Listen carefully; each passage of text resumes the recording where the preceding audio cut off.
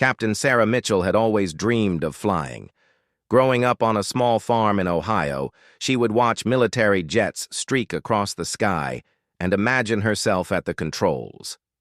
Her father, a Vietnam veteran, told her stories of brave pilots who saved countless lives. Sarah knew from age 12 that she wanted to serve her country from the cockpit of a military aircraft. After graduating from West Point with honors, Sarah entered flight training with determination that impressed even her toughest instructors. She excelled in every phase of training, from basic flight school to advanced tactical maneuvers. Her scores consistently ranked in the top 5% of her class. Fellow cadets respected her skill and dedication, though some questioned whether a woman belonged in combat aviation. The year was 2003. And the military was slowly opening more roles to women. The Apache helicopter program had recently begun accepting female pilots, though resistance remained strong among old guard officers. Sarah applied immediately when the opportunity arose, knowing she faced an uphill battle for acceptance. During her final evaluation before Apache training, Sarah encountered General Robert Harrison for the first time. Harrison was a decorated veteran with 30 years of service, known for his traditional views and sharp tongue. He had commanded armored divisions in the Gulf War and earned a reputation as a no-nonsense leader who demanded perfection from his troops. The evaluation took place at Fort Rucker, Alabama, where the humid summer air made everything feel heavier. Sarah stood at attention in the briefing room, surrounded by 12 male candidates and 3 other women. General Harrison walked among them, reviewing their files and making occasional comments. When he reached Sarah, Harrison paused longer than usual. He studied her record, noting her perfect scores in weapons training and tactical analysis. Her flight simulator times were among the best he had seen, yet something in his expression suggested skepticism. "Captain Mitchell," Harrison said loudly enough for everyone to hear. "Impressive numbers on paper. Tell me, do you really think you can handle an Apache in combat conditions?" Sarah looked him directly in the eyes. "Yes, sir. I believe my training record speaks for itself." Harrison chuckled and shook his head. "Training and real combat are very different things, Captain. Flying an Apache requires split-second decisions under intense pressure. Lives depend on your ability to remain calm when everything around you is exploding." The room fell silent. Other candidates shifted uncomfortably as they watched the exchange. Sarah maintained her composure despite feeling the weight of everyone's stares. "With respect, sir, I understand the gravity of the responsibility. I've trained extensively for exactly these situations," Sarah replied. Harrison walked around her slowly, like a predator circling prey. "You see, Captain, an Apache isn't just any aircraft. It's a killing machine that requires absolute precision. One mistake can cost American lives or civilian casualties. The enemy doesn't care about your gender when they're shooting at you." Sarah felt her jaw tighten, but kept her voice steady. "I'm not asking for special consideration based on my gender, sir. I'm asking to serve based on my qualifications." "Your qualifications," Harrison repeated with a smirk. "Tell you what, Captain. Why don't you focus on transport helicopters instead? Much safer, and you could help wounded soldiers. Very honorable work for someone like you." The condescending tone made Sarah's hands clench into fists behind her back. She had heard similar suggestions throughout her career, always phrased as helpful advice, but clearly meant to steer her away from combat roles. "I appreciate the suggestion, sir, but I believe I can contribute most effectively as an Apache pilot," Sarah said. Harrison turned to address the entire group. "Confidence is important in military aviation, but overconfidence can be deadly. Some of you may think you're ready for the Apache program, but this training will test every limit you have." He looked back at Sarah with the expression that mixed amusement with doubt. "We'll see if Captain Mitchell here can actually handle what we throw at her. Something tells me she might discover that flying an Apache is harder than she imagines." Several candidates nodded, though Sarah noticed a few uncomfortable glances in her direction. The weight of representing all women in combat aviation pressed down on her shoulders. She knew that any failure on her part would be used as evidence against other women seeking similar opportunities. After the briefing, Sarah walked to her quarters with mixed emotions. She felt angry at Harrison's obvious bias, but also motivated to prove him wrong. Her roommate, Lieutenant Jennifer Walsh, was one of the other female candidates. "Don't let him get to you," Jennifer said as they unpacked their gear. "Harrison's old school, but he's not the only one making decisions around here." Sarah hung her uniforms carefully in the narrow closet. "I'm not worried about proving myself to him.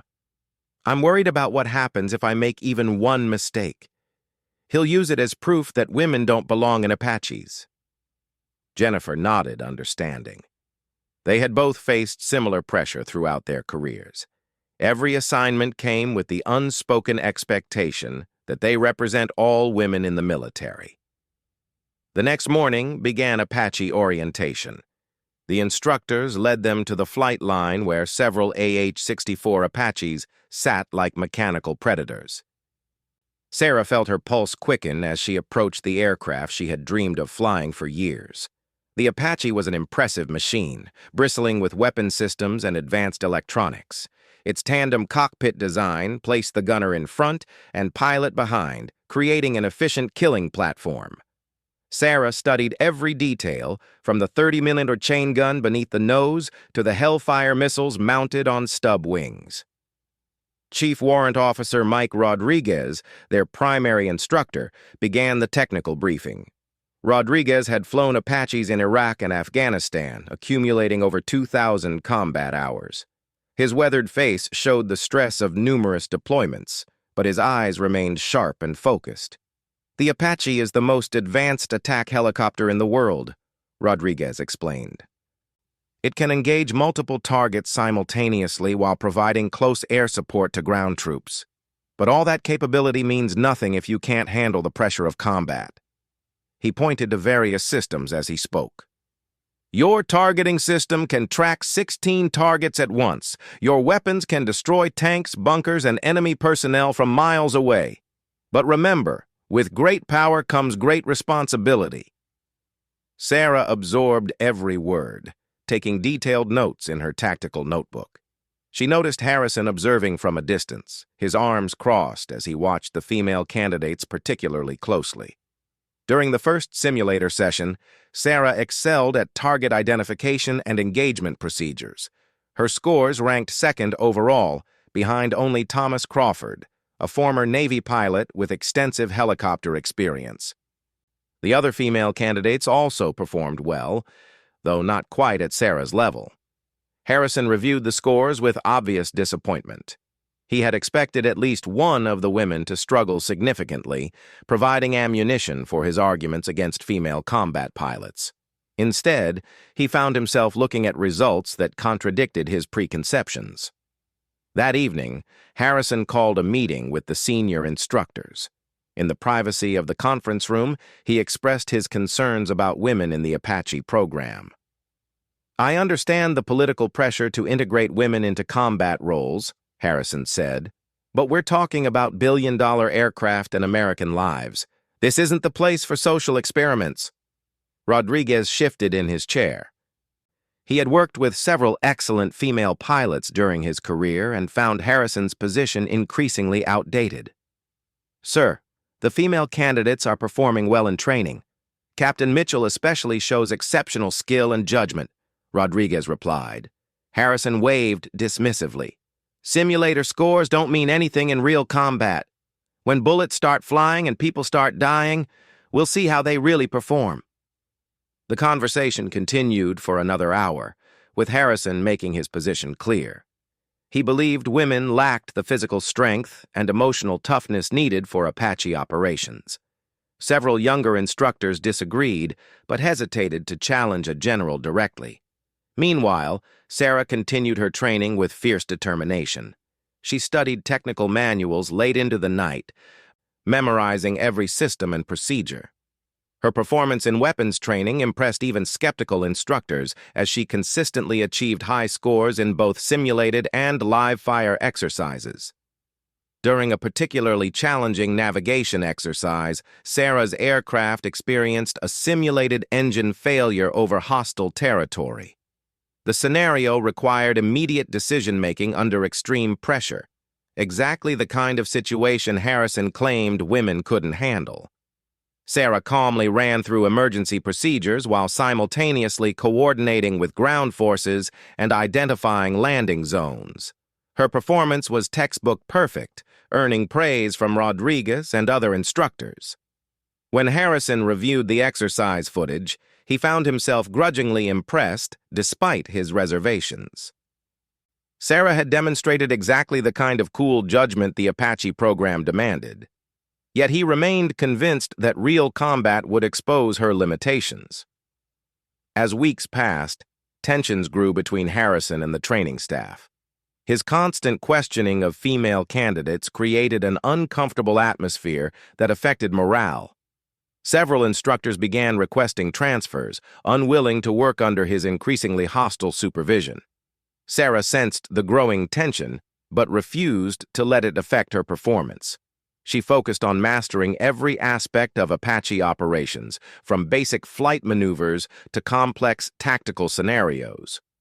Her dedication began earning respect from male candidates who initially doubted her abilities. The first major test came during a simulated combat mission against a heavily defended enemy position. Sarah would serve as pilot, while Crawford acted as gunner, their aircraft tasked with destroying multiple targets while providing close air support to advancing infantry. Harrison personally supervised this exercise, positioning himself where he could observe every aspect of Sarah's performance. He expected the pressure of realistic combat conditions to reveal the weaknesses he believed all female pilots possessed. As Sarah lifted off, she felt the familiar surge of adrenaline that came with challenging missions. The Apache responded smoothly to her inputs, climbing rapidly toward the target area. Rodriguez's voice crackled through her headset, providing intelligence updates and mission modifications. The simulated enemy defenses included surface-to-air missiles, anti-aircraft guns, and enemy aircraft. Sarah would need to navigate through multiple threat layers while engaging designated targets with precision weapons. One mistake could mean mission failure or simulated casualties. Crawford proved an excellent gunner, quickly identifying targets and coordinating with Sarah's flight path. Their teamwork developed naturally as they approached the target area, both pilots communicating efficiently despite the simulated stress of combat. As they entered the engagement zone, multiple threat warnings illuminated Sarah's displays. Enemy missiles launched toward their aircraft, while ground-based guns opened fire. Sarah immediately began evasive maneuvers, using terrain masking and electronic countermeasures to avoid incoming threats. Her hands moved with practiced precision across the controls, adjusting power settings and flight attitude to maintain optimal positioning. The Apache danced through the air like a deadly ballet, avoiding threats while maintaining perfect firing positions for Crawford's weapon systems. "Target acquired," Crawford announced. "Tank column at 2 o'clock. Sarah adjusted their approach angle, providing Crawford with a clear shot while keeping them outside the enemy's effective range. Her timing was perfect, allowing Crawford to engage multiple targets in rapid succession. The mission continued for 45 minutes, with Sarah and Crawford destroying all assigned targets while avoiding simulated casualties. Their performance exceeded expectations, earning high marks from all evaluators except Harrison. Harrison watched the exercise with growing frustration. Sarah had performed flawlessly under conditions designed to test her limits. Her decision-making remained calm and precise throughout the mission, exactly the qualities needed for successful Apache operations. When debriefing began, Harrison focused on minor technical details rather than overall performance. He questioned Sarah's altitude choices and weapon employment decisions, searching for any evidence of poor judgment or hesitation. "Captain Mitchell, Explain your decision to approach the third target from the west rather than the south, Harrison demanded. Sarah consulted her mission notes before responding. Sir, the western approach provided better cover from enemy air defenses while maintaining clear fields of fire. The southern approach would have exposed us to additional surface-to-air missile sites. Her answer was tactically sound, supported by detailed analysis of the threat environment. Harrison found himself unable to dispute her reasoning, though he remained unsatisfied with her success.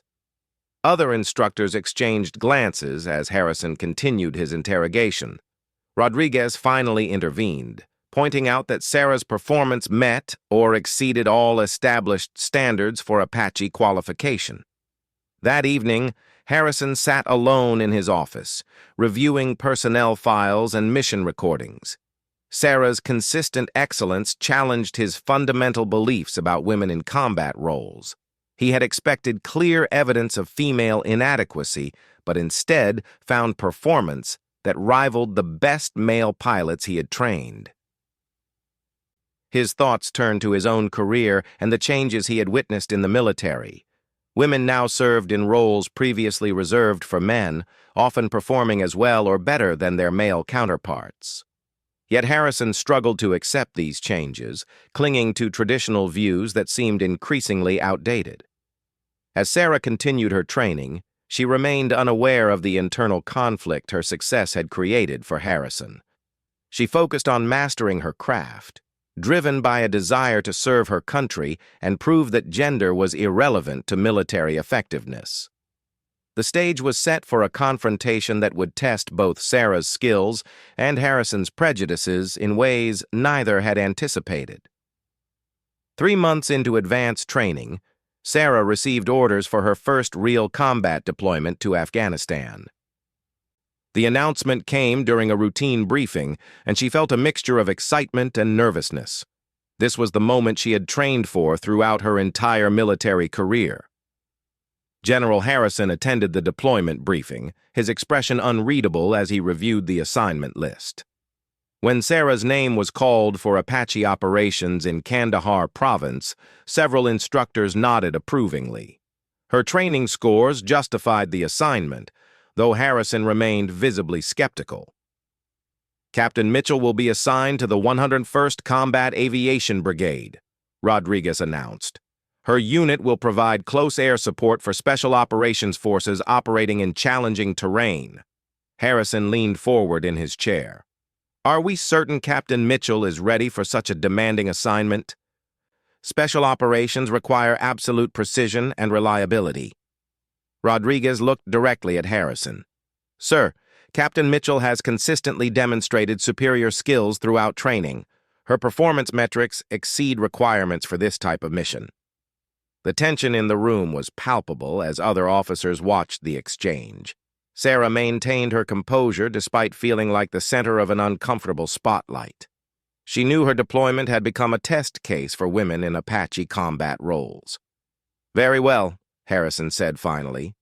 But I want detailed reports on her performance. Any issues or concerns should be reported immediately through proper channels. Sarah spent her final weeks of training preparing for deployment conditions. She studied intelligence reports about the operational area, learning about enemy tactics and the challenging mountain terrain of Afghanistan.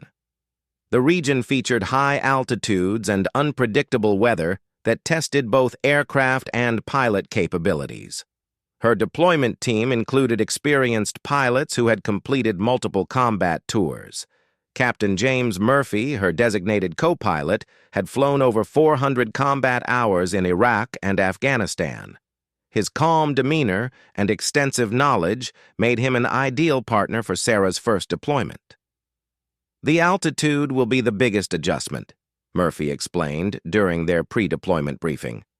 The air is thinner, which affects aircraft performance and pilot endurance. You'll need to recalibrate your expectations about power settings and flight characteristics. Sarah absorbed his advice carefully. She had trained in simulated high-altitude conditions, but understood that real-world operations would present unique challenges. Her physical fitness had always been excellent, but mountain operations would test her limits. The flight to Afghanistan took 18 hours with multiple refueling stops. Sarah used the time to review tactical procedures and study satellite imagery of their operational area. The landscape looked forbidding from 30,000 feet, with jagged peaks and deep valleys that could hide enemy forces. Bagram Airfield buzzed with activity as their transport aircraft landed. Helicopters, fighter jets, and cargo planes operated around the clock, supporting coalition forces throughout Afghanistan. Sarah felt a surge of pride at joining this massive military effort. Her first briefing at Bagram introduced her to the complex security situation in Kandahar province.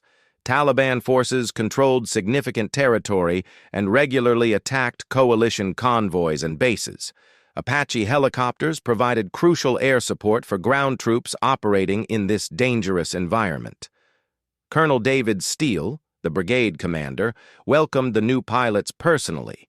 Steele was a veteran aviator with extensive combat experience who judged pilots solely on their performance rather than their gender. "Captain Mitchell, welcome to Afghanistan," Steele said warmly. "I've reviewed your training records and I'm impressed. We need skilled pilots here, and you clearly fit that description." Sarah appreciated his direct, professional approach. "Thank you, sir." "I'm ready to contribute to the mission." Steele outlined her initial assignments, which would begin with relatively routine missions to help her adjust to local conditions. As her experience grew, she would transition to more challenging operations, supporting special forces and quick reaction teams. Her first combat mission came 3 days later. Intelligence indicated a Taliban weapons cache hidden in a remote valley, and Sarah's Apache team would provide overwatch while ground forces conducted a search operation. The mission seemed straightforward, but Sarah knew that combat situations could change rapidly. Murphy served as her gunner for this first mission, his experience providing valuable guidance as they prepared their aircraft.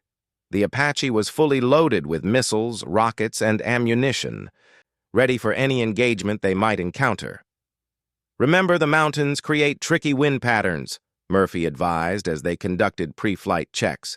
"Stay alert for sudden downdrafts and crosswinds that can catch you off guard."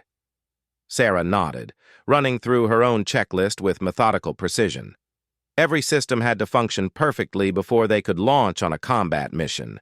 Their lives and the lives of ground troops depended on aircraft reliability. As they lifted off from Bagram, Sarah felt the familiar thrill of flight combined with the sobering reality of combat operations. Below them stretched the rugged landscape of Afghanistan, beautiful yet dangerous for coalition forces operating in its valleys and mountains.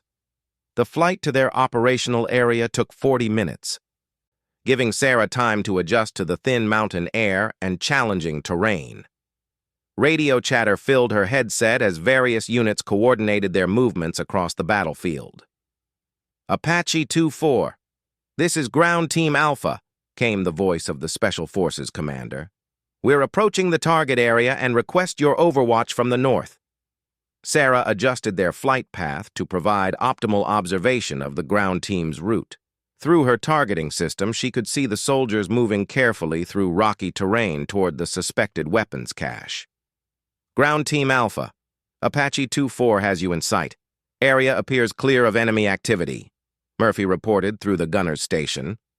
For the next hour, Sarah flew precise patterns around the valley, maintaining visual contact with friendly forces while scanning for potential threats. Her flying was smooth and professional, earning approving comments from Murphy.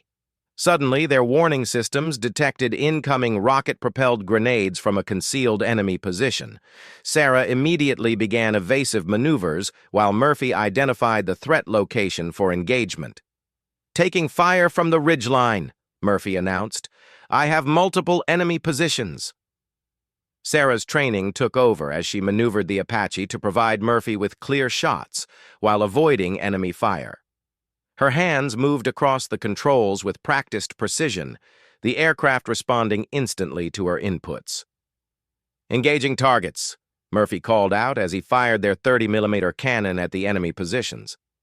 The rounds impacted with devastating effect, neutralizing the immediate threat to ground forces. "Good shooting," Sarah said calmly, scanning for additional threats. The engagement lasted only minutes, but it demonstrated Sarah's ability to perform under actual combat stress. Her flying remained steady and precise throughout the action, allowing Murphy to engage targets effectively.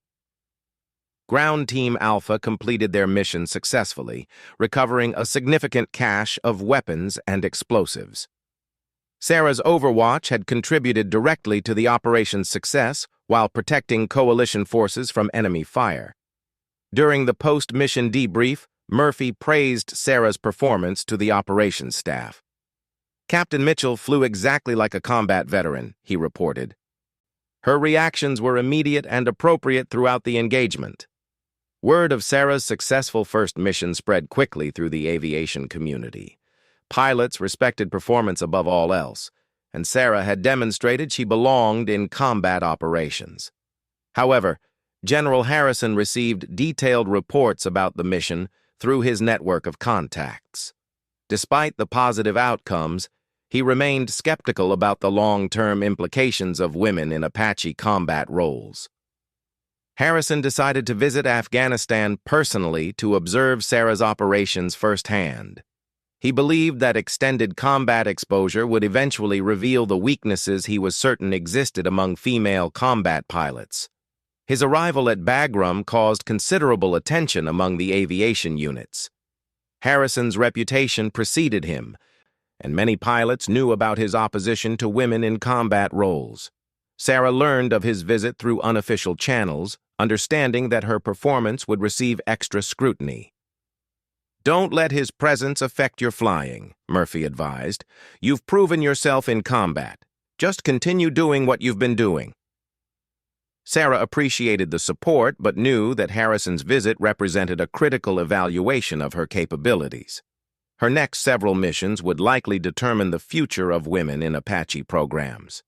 The opportunity for Harrison to observe her came during a complex mission supporting a special operations raid on a high-value Taliban target.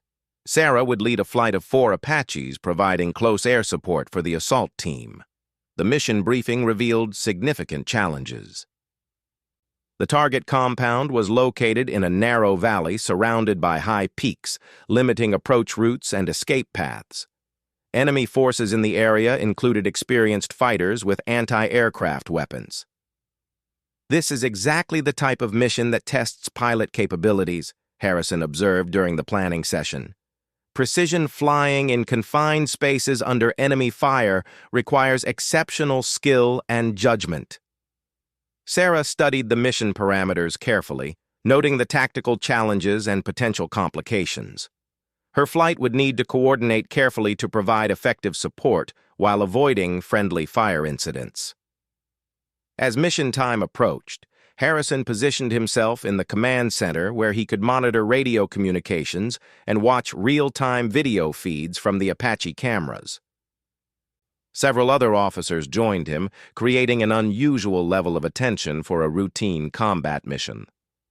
Sarah led her flight toward the target area as darkness fell over Afghanistan. Night operations added complexity to an already challenging mission, requiring night vision systems and precise navigation through mountainous terrain. "Flight lead, approaching initial point," Sarah radioed as they neared the valley. "All aircraft report ready for engagement."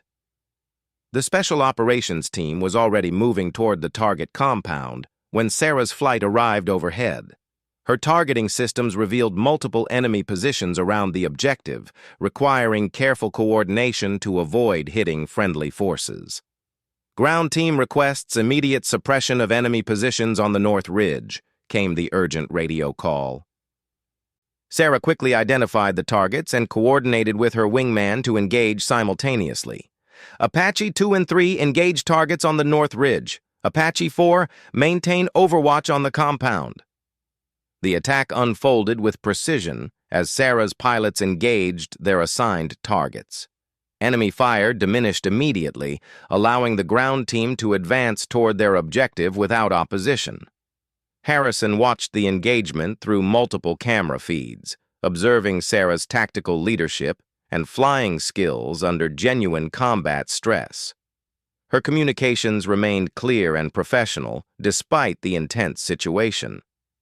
The mission continued for 2 hours as the ground team cleared the compound and captured their target. Sarah's flight provided continuous support, engaging additional enemy reinforcements and protecting the extraction helicopters. When the Special Operations team safely departed with their prisoner, Sarah led her flight back to base. The mission had succeeded completely, with no friendly casualties and all objectives achieved. During the debrief, the ground team commander specifically praised Sarah's leadership and tactical support. "Apache lead's coordination was outstanding," he reported. "Their support was critical to mission success." Harrison attended the debrief, but remained silent throughout the discussion. He had witnessed exactly the type of professional performance that contradicted his assumptions about female combat pilots. Over the following weeks, Harrison continued observing Sarah's operations. Each mission demonstrated her growing expertise and leadership capabilities. Her fellow pilots respected her skills and relied on her judgment in challenging situations. The turning point came during a mission that would forever change Harrison's perspective and ultimately lead to consequences neither he nor Sarah could have anticipated. The mission that changed everything began as a routine patrol along the Pakistani border.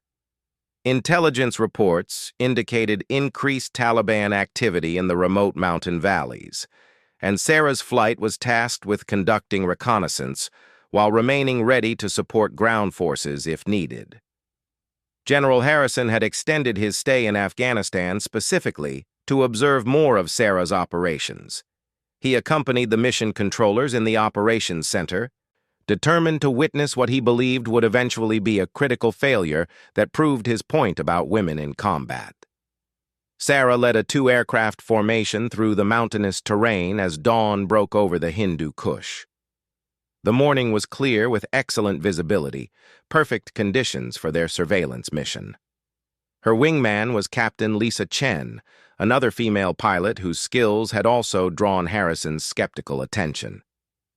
"Apache lead, this is Overlord," came the voice of the mission controller. "We have reports of a coalition convoy under attack 15 miles northeast of your position. Multiple casualties reported." Sarah immediately banked toward the emergency location while requesting additional information.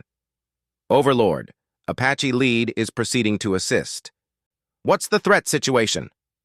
"Large Taliban force with heavy weapons," the controller replied urgently. "The convoy is pinned down and requesting immediate air support. Be advised, enemy has anti-aircraft capabilities." Harrison leaned forward in the command center, watching the tactical display as Sarah's aircraft raced toward the emergency. This was exactly the type of high-stress situation he believed would expose female pilots' limitations under pressure. As Sarah approached the ambush site, she could see the burning vehicles and scattered defensive positions below. The convoy had been caught in a valley with limited cover, and Taliban fighters occupied commanding positions on the surrounding ridges. "Apache 2, I count at least 50 enemy fighters in prepared positions," Sarah radioed to Chen. "We'll need to coordinate carefully to avoid friendly fire." Chen acknowledged while both pilots began identifying target priorities. The enemy had positioned heavy machine guns and rocket launchers to devastate any rescue attempt by ground forces. "Convoy actual, this is Apache lead," Sarah called the trapped soldiers. "We're overhead and ready to provide support. Mark your positions with signal panels." The convoy commander's voice crackled with relief and desperation. "Apache lead, thank God you're here. We have 8 wounded and can't move from our positions. Enemy is massing for another assault." Sarah quickly assessed the tactical situation. The enemy held dominant terrain with clear fields of fire toward the convoy. Any effective attack would require flying directly into concentrated anti-aircraft fire from multiple positions. "Apache 2, will attack from the south ridge while they focus on the convoy. Stay low and use terrain masking until the last moment." Sarah ordered. Harrison watched the developing situation with growing anxiety. The enemy positions were well prepared and heavily defended. This was precisely the type of dangerous mission that could easily result in aircraft losses and pilot casualties. Sarah began her attack run at treetop level, using the mountainous terrain to mask her approach from enemy observers. Her Apache skimmed through narrow valleys at incredible speed, the landscape blurring past her canopy. "Enemy positions acquired," Chen reported. "Multiple anti-aircraft weapons tracking our approach." Suddenly, the sky around Sarah's aircraft erupted with tracer fire and exploding shells. The enemy had detected their approach and concentrated their fire on the incoming helicopters. Sarah immediately began violent, evasive maneuvers while maintaining her attack heading. "Taking heavy fire," Sarah called calmly. "Engaging targets now." Her aircraft shuddered as enemy rounds struck the armored fuselage, but the Apache's robust construction protected its crew. Sarah maintained perfect control despite the intense enemy fire, providing Chen with optimal firing positions. Chen's weapons found their mark with devastating effect. Enemy positions disappeared in clouds of smoke and debris as her missiles and cannon fire swept the ridgeline. The Taliban fighters who survived began retreating from their exposed positions. "Good hits," Sarah announced. "Re-engaging from the east." Harrison watched in amazement as Sarah continued her attack despite significant battle damage to her aircraft. Warning lights illuminated her instrument panel, but she pressed the attack to protect the trapped convoy. During the second attack run, Sarah's aircraft took more hits from a concealed anti-aircraft position. A large-caliber round punctured her engine compartment, causing oil pressure to drop rapidly. Normal procedure would require immediate withdrawal to prevent engine failure. Instead, Sarah made a split-second decision that would define her career. Seeing Taliban fighters massing for a final assault on the wounded convoy members, she chose to continue the attack despite her aircraft's critical condition. "Apache lead, your aircraft is streaming fluids," Chen warned urgently. "You need to break off immediately." "Negative," Sarah replied with steely determination. "Ground troops are in immediate danger, continuing the attack." She dove toward the largest concentration of enemy fighters, her damaged engine losing power with each passing second. The Apache's warning systems screamed constantly, but Sarah ignored them while focusing on her targeting display. Her final attack destroyed the remaining organized enemy resistance, allowing the convoy survivors to establish better defensive positions. Taliban fighters scattered in confusion, their coordinated assault completely disrupted. Only then did Sarah begin her emergency withdrawal, her Apache's engine finally failing completely as she cleared the immediate battle area. With remarkable skill, she auto-rotated the powerless aircraft to a crash landing in a small clearing 2 miles from the ambush site. The Apache hit hard but remained upright, its crew compartment protecting Sarah and her gunner from serious injury. Within minutes, Chen landed nearby to evacuate them before enemy reinforcements could arrive. Harrison sat in stunned silence as he processed what he had witnessed. Sarah had risked her life and her aircraft to save trapped soldiers, demonstrating exactly the type of heroic leadership the military most valued. Her actions directly saved the lives of 8 wounded soldiers and prevented the entire convoy from being overrun by superior enemy forces. The rescue helicopters that evacuated the survivors later reported that Sarah's attack had been the decisive factor in the successful outcome. The official investigation of the incident revealed Sarah's exceptional judgment under extreme pressure. Despite significant personal risk, she had made tactically sound decisions that maximized mission success while minimizing friendly casualties. When Sarah returned to base after her rescue, she was greeted by spontaneous applause from the entire aviation unit. Word of her heroic actions had spread quickly, earning respect from every pilot on the base. Harrison requested a private meeting with Sarah the following morning. She reported to his temporary office uncertain about his intentions, knowing only that he had witnessed her emergency mission firsthand. "Captain Mitchell, please sit down," Harrison said, his tone noticeably different from their previous encounters. "I want to discuss your actions during yesterday's mission." Sarah prepared for criticism about her decision to continue the attack with a damaged aircraft. Regulations clearly specified immediate withdrawal when experiencing engine problems, regardless of tactical considerations. Instead, Harrison surprised her completely. "Your performance yesterday was the finest example of military aviation I've witnessed in 30 years of service. You saved American lives through exceptional skill and courage." Sarah blinked in surprise, uncertain she had heard correctly. Harrison had never shown anything but skepticism about her capabilities. Harrison continued, his voice heavy with emotion. "I owe you an apology, Captain. I've spent months questioning whether women belong in combat aviation. Your actions proved that courage and skill have nothing to do with gender." He stood and walked to the window, staring out at the flight line where Sarah's damaged Apache was being repaired. "I've been wrong, and my prejudices have been unfair to you and every other woman serving in combat roles." Sarah remained silent, sensing that Harrison was struggling with fundamental changes to his worldview. His admission represented a dramatic shift from his previous positions.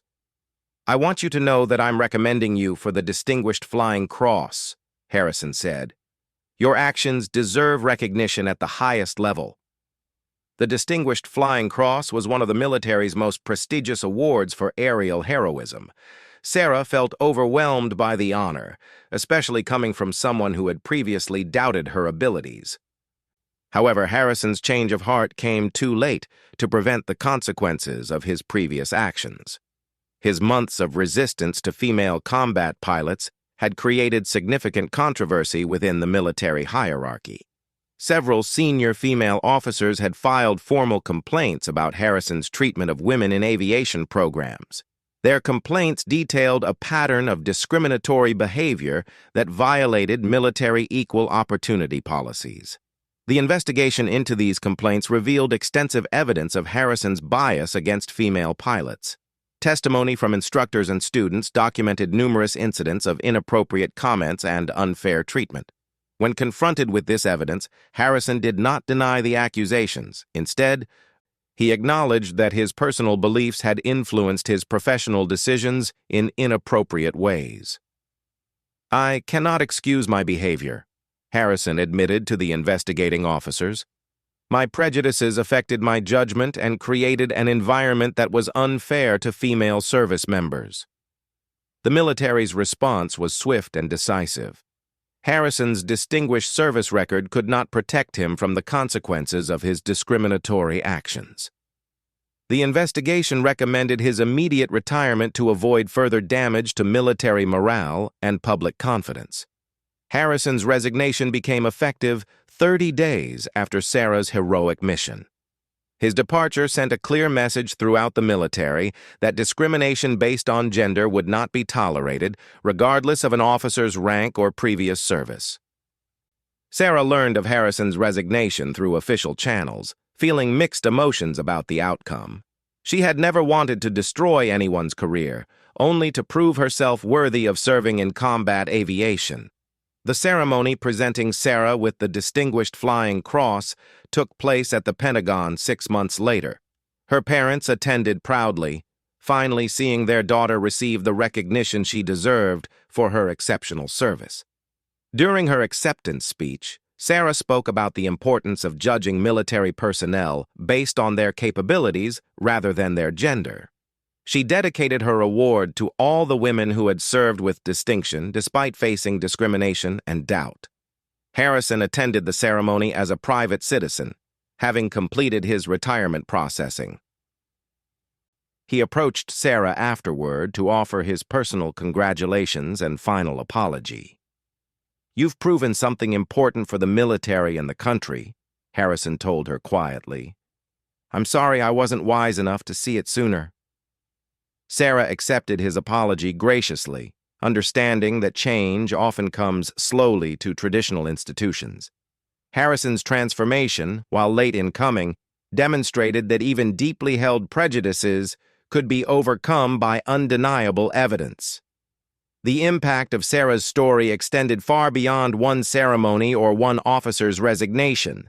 Her heroic actions became a powerful example used in military training programs to illustrate the importance of judging personnel based on performance rather than demographics.